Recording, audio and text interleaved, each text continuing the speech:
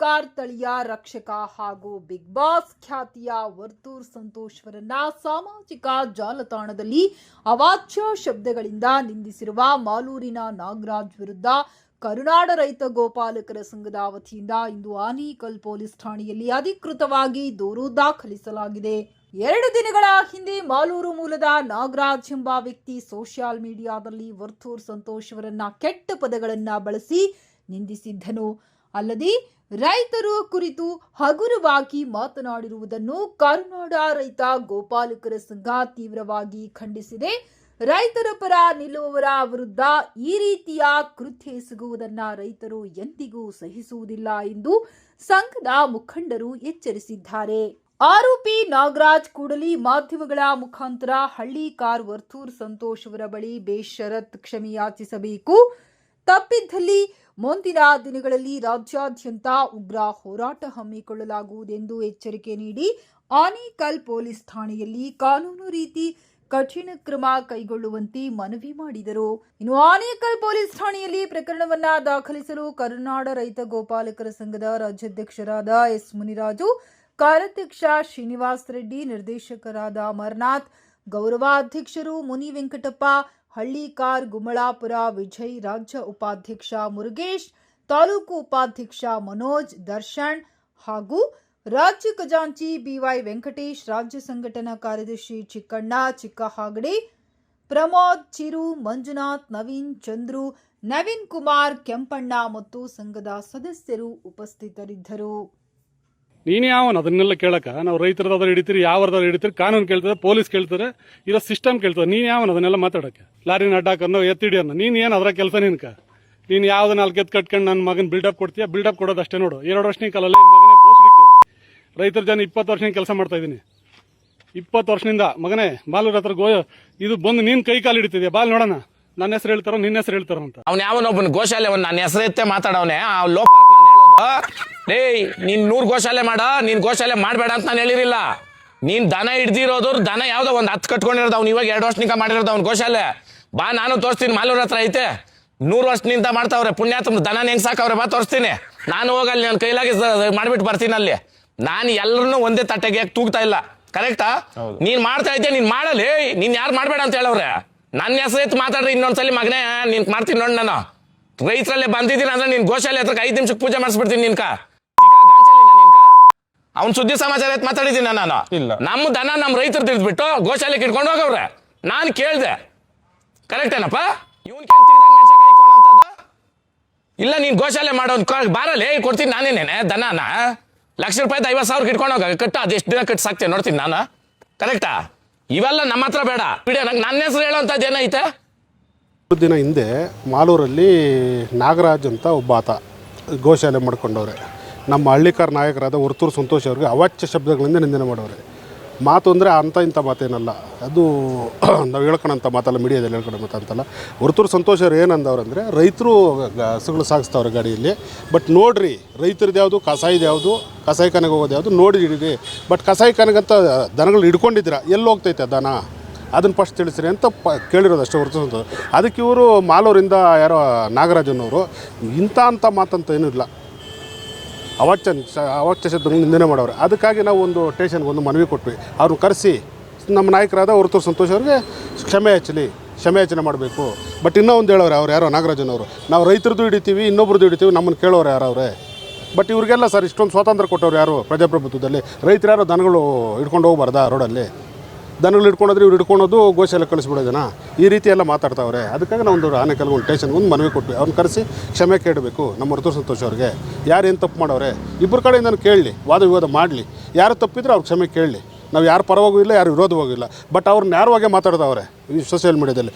ಯಾರು ಏನು ಮಾತಾಡ್ತಾರೆ, ಯಾರು ಏನು ಮಾಡ್ಬೋದು, ಯಾರು ಏನು ಮಾಡ್ತಾರೆ ನನ್ನ, ಆ ರೀತಿ ಎಲ್ಲ ರೂಢಿಸಮ್ ಥರ ಮಾತಾಡ್ತಾರೆ. ಆ ರೀತಿ ಎಲ್ಲ ಯಾರು ಮಾತಾಡೋಕ್ಕೆ ಹೋಗಬಾರ್ದು. ಯಾರು ಒಂದು ವ್ಯಕ್ತಿ ಬಗ್ಗೆ ಇಷ್ಟೊಂದು ಕೀಳು ಮಟ್ಟದಾಗ ಮಾತಾಡಬಾರ್ದು. ಯಾಕಂದರೆ ವರ್ತೂರ್ ಸಂತೋಷ ನಮ್ಮ ನಾಯಕರವರು, ಹಳ್ಳಿಕಾರು ಉಳಿಸಬೇಕು ಅಂತ ಹೋರಾಟ ಮಾಡ್ತಾರೆ. ಅವ್ರಿಗೆ ಬೆಂಬಲವಾಗಿ ನಮ್ಮ ರೈತರೆಲ್ಲ ನಿಂತು ಇದು ಮಾಡ್ತಾಯಿದ್ದೀವಿ ಸರ್. ಕಂಪ್ಲೇಂಟ್ ಕೊಟ್ಟಿದ್ದೀವಿ ಸರ್.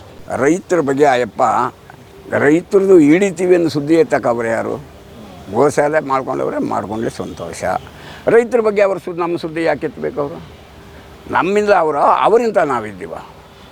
ನಮ್ಮ ರೈತರಿಂದ ಹೌದಾ? ನಾವೇನು ಅವರಿಂದ ಇದ್ದೀವ? ಅವರು ನಮ್ಮ ನಾಯಕರು, ವರ್ತೂರು ಸಂತೋಷ ನಮ್ಮ ನಾಯಕರು.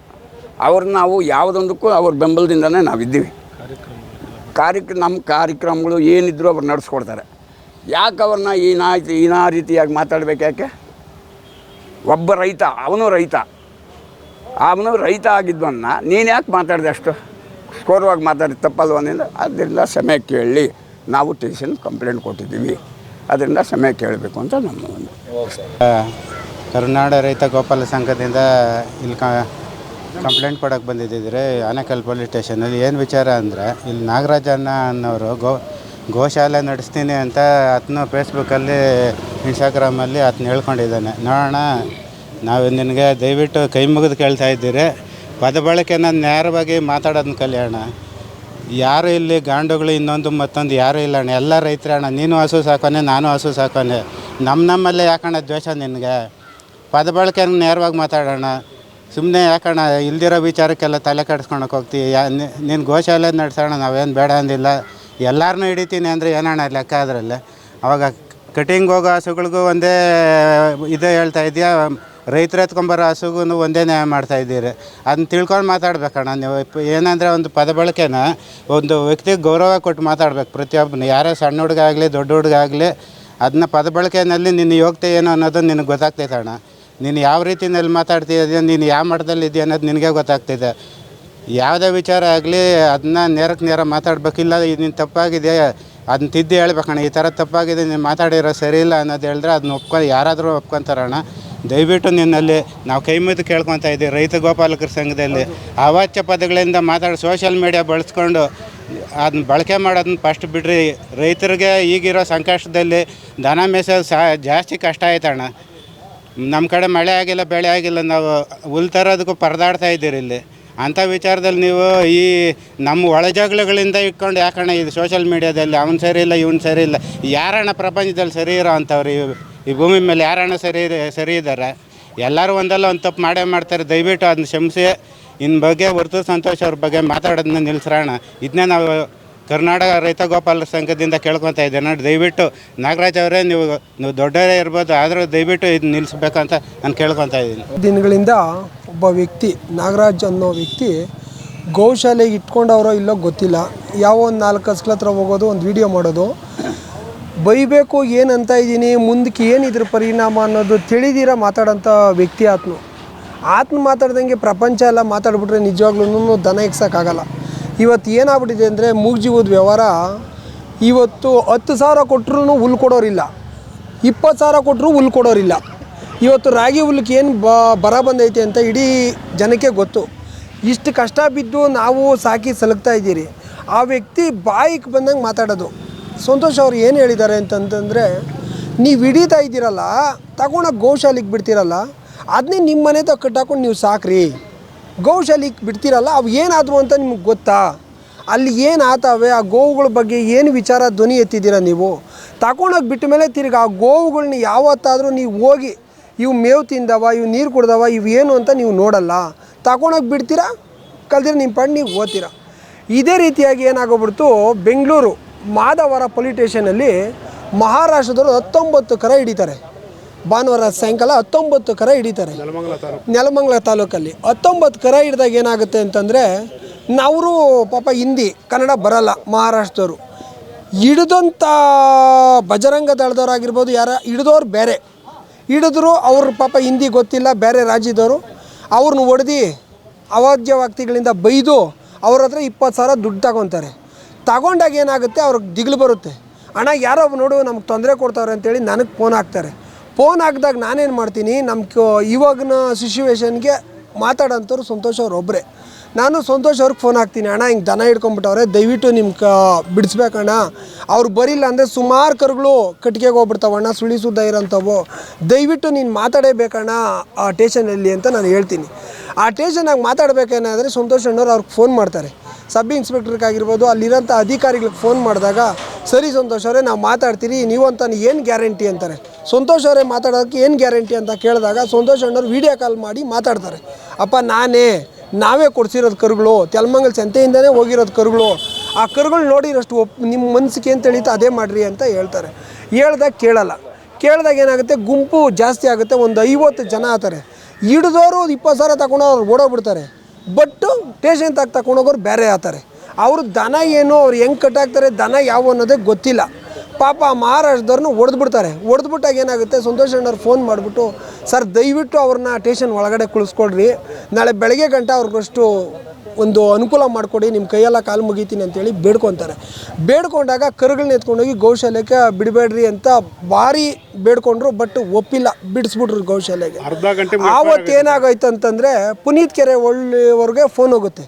ಪುನೀತ್ ಕೆರೆವಳ್ಳಿಯವರು ಅವತ್ತು ನಿಜವಾಗ್ಲೂ ಅವ್ರ ಬಗ್ಗೆ ನಾವು ಉಲ್ಟಾ ಮಾತಾಡ್ಬೋದು, ಅವ್ರು ಗ್ಯಾರಂಟಿ ಮಾತಾಡಿದ್ರು.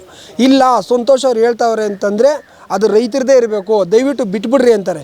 ಬಟ್ ಹಿಡಿದವ್ರು ಬಿಟ್ಬಿಟ್ರು, ಹಿಡಿದರೆ ಇದ್ದವ್ರು ತುಂಬ ಗಲಾಟೆ ಮಾಡಾಕ್ಬಿಟ್ರು.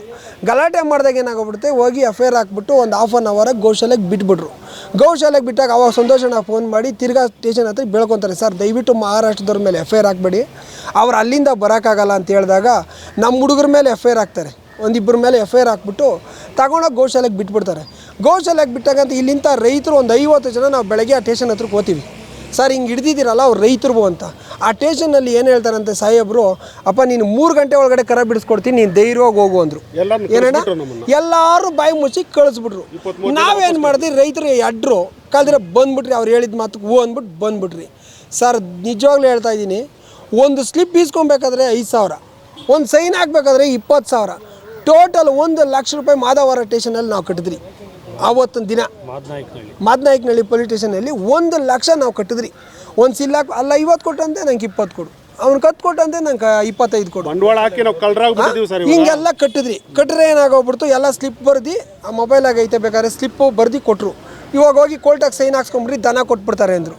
ಸ್ಟೇಷನ್ ಹತ್ರಕ್ಕೆ ಹೋದೋ, ಕೋರ್ಟ್ಗೆ ಹೋದೋ ಪೊಲೀಸವ್ರನ್ನ ಕರ್ಕೊಂಡು. ಆ ಕೋರ್ಟಲ್ಲಿ ಏನಂತಂದರು, ಇದು ನಾವು ಗೋಶಾಲೆಗೆ ಬಿಟ್ಟಿದ್ದೀರಿ ಅಂತೇಳಿ ಪ್ರೂಫ್ ಅಷ್ಟೇ ಅಪ್ಪ, ಇದು ನಾವು ಬಿಡೋಕೆ ಬರಲ್ಲ, ಇದಕ್ಕೆ ಬೇರೆ ಕಾನೂನು ಎತ್ಕೊಂಬನ್ನಿ ಅಂತಂದರು. ನಾವು ಎಡ್ರು ಗೊತ್ತಿಲ್ಲ, ಇದನ್ನೇ ಎತ್ಕೊಂಡು ಗೋಶಾಲೆಗೆ ಹೋದೋ. ಬಿಟ್ಬಿಟ್ರು ನಮ್ಮ ಕರುಗಳು ಅಂದ್ಬಿಟ್ಟು ಗಾಡಿಗಳೆಲ್ಲ ಕರ್ಕೊಂಡು ಹೋಗ್ಬಿಟ್ಟು ಅಲ್ಲೋಗಿ ನೋಡಿದ್ರೆ ಅವ್ರು ಏನು ಹೇಳಿದ್ರು, ಗೋಶಾಲೆಯವರು, ಸ್ವಾಮೀಜಿ ಬರೋದು 4 ದಿನ ಆಗುತ್ತೆ, 5ನೇ ದಿನ ನೀವು ಬನ್ನಿ ಅಂದರು. 5 ದಿನ ಆದಮೇಲೆ ತಿರ್ಗಾ ಕೋರ್ಟಿಂದ ಹೋಗ್ಬೇಕಾದ್ರೆ ಈ ಪೇಪರ್ ಏನು ಸ್ಟೇಷನ್ ಕೋರ್ಟಿಂದ ಕೊಟ್ಟರು ಅದನ್ನ ಎತ್ತಿ ಬಿಸಾಕಿದ್ರು. ಇದು ನಮಗಲ್ಲ, ಇದು FIR ಆಗದೆ ಅಂತ ಪ್ರೂಫ್ ಕೊಟ್ಟಿರೋದಷ್ಟೇ. ಕೋರ್ಟ್ ಕಡೆಯಿಂದ ಇಲ್ಲಿ ಮೇಸಿರೋದಕ್ಕೆ ಒಂದು ದಿನಕ್ಕೆ 375 ರೂಪಾಯಿ ಹಾಕಿದ್ರು. ಒಂದು ಕರುಗೆ 20 ಕರುಗೆ. ಈ ಸ್ವಾಮೀಜಿ 5 ದಿನ ಇಲ್ದಿದ್ಕೂ ನಮ್ಮ ಅಪರಾಧ ಆಯಿತಾ? ಗೋಶಾಲೆಯಲ್ಲಿ 5 ದಿನ ನಮಗೆ ಕೂಲಿ ಬಿತ್ತಾ? ಆವಾಗ ಏನಾಯಿತು, ಚೆನ್ನಾಗಿದ್ದ ಕರುಗಳೆಲ್ಲ ಬರ್ರೆ ಅದು. 2 ಲೀಟ್ರ್ ಹಾಲು ತೊಗೊಂಡೋದ್ರಿ, ಒಂದು ಕರ ಕುಡಿತಾ ಇತ್ತು ಕುಡ್ಸೋಕ್ಕೆ ಅಂತ. ಗೋಶಾಲೆಯಲ್ಲಿ ಕುಡ್ಸೋಕೆ ನಮ್ಮನ್ನು ಬಿಟ್ಟಿಲ್ಲ, ಒಳಗಡೆ ವೀಡಿಯೋ ಮಾಡೋಕ್ಕೆ ಬಿಟ್ಟಿಲ್ಲ. ಎಲ್ಲ ಅಲ್ಲಿ ಬಿದ್ದಿದ್ವು ಅಂದರೆ ಆ ಕ್ರಮ ಹೇಳೋಕ್ಕಾಗಲ್ಲ. ಇವತ್ತೊಂದು ದಿನ ನಮ್ಗೆ ಎಷ್ಟು ಕಷ್ಟ ಆಗೈತೆ ದನ ಮೇಯಿಸೋದು ಅನ್ನೋದು ನಮಗೆ ಗೊತ್ತು. ಒಂದು ಮೂಟೆ ಬೂಸ ಬಂದು 1,500 ಆಗೈತೆ, ಜೋಳದ ನುಚ್ಚು ಬಂದು 2,000 ಆಗೈತೆ, ಹಿಂಡಿ ಬಂದು 2,000 ರೂಪಾಯಿ ಆಗೈತೆ, ಒಂದು ಕಟ್ಟು ಹುಲ್ಲು ಬಂದು 400 ರೂಪಾಯಿ ಆಗೈತೆ. ನೀವು ಹಿಡೀರಿ, ನಾವು ಹಿಡಿಬೇಡ ಅಂತ ಹೇಳಲ್ಲ, ನೀವು ಯಾವನ್ನ ಹಿಡಿಬೇಕು ಅವನು ಹಿಡೀರಿ. ನೀವು ರೈತನೂ ಹಿಡಿತೀನಿ, ಏನು ಮಾಡ್ಕೊತೀಯ ನೀನು, ಅವ್ರನ್ನೂ ಹಿಡಿತೀನಿ ಅಂತಂದರೆ ಸರ್ ಇವತ್ತು ಏನಾಗದೆ ಗೊತ್ತಾ, 150 ಅಲ್ಲ 200 ಊರ್ಗಿದ್ರೆ ಒಂದು ಬಿತ್ತನೆ ಓರಿ ಇಲ್ಲ. ನಮ್ಮ ಹೊಸ ಈಟಕ್ಕೆ ಬಂದರೆ ನಾವು ಟೆಂಪನಾಗೆ ಹಾಕೊಂಡು ಹೋಗ್ಬಿಟ್ಟು ಇವತ್ತು ಓರಿಗೆ ಬಿಡಿಸ್ಕೊಂಡು ಬರಬೇಕು ಸರ್. ದಯವಿಟ್ಟು ಇವಾಗ ಅದನ್ನೂ ಹಿಡ್ಕೊಂಡು ನೀನು ಗೋಶಾಲೆಗೆ ಬಿಟ್ಟರೆ ನಾವು ತಿರ್ಗಾ ಅದನ್ನ ಕಂಪ್ಲೇಂಟ್ ಮುಖಾಂತರ ಬಿಡಿಸಿ ನಾವು ಕೋರ್ಟ್ಗೆ ಹೋಗಿ ನಮ್ಮ ಹಸುಗೆ ಓರಿ ಬಿಡ್ಸೋಕೆ ನೀವು ಕೋರ್ಟ್ಗೆ ಕಳಿಸ್ತಾ ಇದ್ದೀರಾ? ಅಲ್ಲಿಗೆ ಎಲ್ಲಿ ರೈತರು ನೀವು ಉಳಿಸೋದು, ರೈತರನ್ನ ಎಲ್ಲಿ ಬೆಳೆಸೋದು ನೀವು? ಆತನ ಏನೋ ಮಾತಾಡ್ಬಿಟ್ಟು ಅಂದ್ಬಿಟ್ಟು ನೀವು ಅವಾದ್ಯ ವಾಕ್ಯಗಳಿಂದ ನಾನು ಹಂಗೆ ನೀನು ಹಿಂಗೆ ಅಂತೇಳಿ ಅಲ್ಕ ಮಾತುಗಳು ಬೈದರೆ ನೀನು ಆ ಮನುಷ್ಯ ಏನು ಮಾಡೋರೆ? ಮೊನ್ನೆ 24 ಲಕ್ಷ ಖರ್ಚು ಮಾಡಿ ಒಂದು ಹಸುಗೆ ಶ್ರೀಮಂತ ಮಾಡಿದ್ರು. ಹೆಣ್ಮಕ್ಳಿಗೆ ಸೀರಿಯಸ್ ಆಗಿಟ್ಟು ಆ ಮನುಷ್ಯ ಕೆಟ್ಟಿದ್ದು ಬಯಸ್ತಾನ ನಿಮಗೆ? ಏನು ಮಾತಾಡ್ತೀನಿ ಅಂತ ಕರೆಕ್ಟಾಗಿ ಮಾತಾಡಿ. ನೆನೆ ಒಂದು ಹೆಣ್ಗರ ಹುಟ್ಟದ ಮನೆಗ, ಅದನ್ನೇನ ತಪ್ಪು ಮಾಡಿ ಅಂತಾನ ಮೇಯಿಸ್ತೀರ ಅವ್ರ ಮನೆಗೆ? ಈ ಕಾಲ ಲೇಟ್ ಆಗಿರೋದನ್ನ ಸಾಬ್ರು ಕೊಡ್ಬೇಕಾಗ್ತೈತೆ, ಗೋಶಾಲೆಗೆ ಬಿಡಕ್ಕಾಗಲ್ಲ. ಹೌದು ಮಾತ್ರ ಅವ ಹೇಳಿ, ಇಲ್ಲಾಂದ್ರೆ ನೀವೇ ಬಂದು ತಗೊಂಬಂದ್ರಿ, ಒಂದು 1,000 ಕೊಡ್ರಿ, ನೀವು ಸಾಕ್ರಿ ಅಂತ ಮಾತ್ರ ಹೇಳಿರೋದು ಹೊರತು ಸಾಬ್ರು ಕೊಡಬೇಕು ಅಂತ ಎಲ್ಲೂ ಬಾಯ್ ಬಿಟ್ಟಿಲ್ಲ. ಆಮೇಲೆ ಯಾರ ಹೆಸರು ಆತನ ಎತ್ತಿ ಹೇಳಿಲ್ಲ. ಏನು ಕೇಳ್ತಾನೆ? ಈತನ ಹೆಸರು ಎತ್ತಿ ಹೇಳೋಂಥದ್ದು ಏನು ಅವಶ್ಯಕತೆನೂ ಇಲ್ಲ, ಅದ್ರ ಬಗ್ಗೆ ಮಾತಾಡೋಂಥ ಇದು ಇಲ್ಲ. ಏನೋ ನಾವು ಮಾತಾಡ್ಬೇಕಾದ್ರೆ ದಯವಿಟ್ಟು ಸರ್ ನಿಮ್ಮ ಕೈ ಮುಗಿತೀವಿ, ಒಂದು ಅರ್ಥವಾಗಿ ಮಾತಾಡಿ. ಅಲ್ಕ ಮತ್ತು ಏನು ಹೇಳೋಕೋಬೇಡಿ. ನೋಡಪ್ಪ ನಾವು ಈ ಥರ ಹಿಡ್ದಿದ್ದೀರಿ, ನಮ್ದು ಈ ಥರ ದನ ಅವೇ, ಈ ಥರ ಮಾಡ್ತಾಯಿದ್ದೀನಿ ಗೋಶಾಲೆಯಲ್ಲಿ ಅಂತ ಹೇಳೋದು ಕಲೀರಿ. ದಯವಿಟ್ಟು ಅಲ್ಕ ಮಾತುಗಳು ಮಾತಾಡೋದು ಬಿಡಿ. ಈ ಮುಖಾಂತರ ಇಲ್ಲಿಂದ ರೈತರೆಲ್ಲ ನಿಮ್ಮನ್ನು ನಿಜವಾಗ್ಲೂ ಕೇಳ್ಕೊತಾ ಇದ್ದೀವಿ, ಅವಾದ್ಯ ವಾಕ್ಯಗಳು ಮಾತಾಡಬೇಡಿ. ನಮ್ಮ ಗುರುಗಳ ಬಗ್ಗೆ ಅಷ್ಟು ಮರ್ಯಾದೆ ಇರಲಿ. ಒಂದು ರೈತನಿಗೆ ಏನು ಗೌರವ ಕೊಡಬೇಕು ಅದನ್ನ ಕೊಡಿ. ದಯವಿಟ್ಟು ಹೇಳ್ತಾ ಇದ್ದೀನಿ, ಈ ಬರಗಾಲದಾಗ ದನ ಮೇಯಿಸೋದು ಎಲ್ಲರಿಗೂ ಎಷ್ಟು ಕಷ್ಟ ಅನ್ನೋದು ಗೊತ್ತು.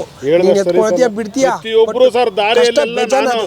ನಾನು ಆಯ್ತಾ? ಸಾಕೋನು, ನಾನು ಸಂಘಟನೆಯವನು, ಇನ್ನೊಂದು ಮತ್ತೊಂದು ಏನು ಸರ್ ಅದಕ್ಕೆ ಮಾತಕ್ಕೆ ಮರ್ಯಾದೆ ಒಂದು ಇಲ್ಲ. ಗ್ಲಾಸ್ ನೀರು ಕೊಡೋನಿಲ್ಲ, ದನಕ್ಕೂ ಒಂದು ಇಡೀ ಹುಲ್ಲಾಕೋನಿಲ್ಲ, ಪ್ರತಿಯೊಬ್ಬನು ದನ ಸಾಕೋನ್ ಆಗ್ಬಿಟ್ಟವನು.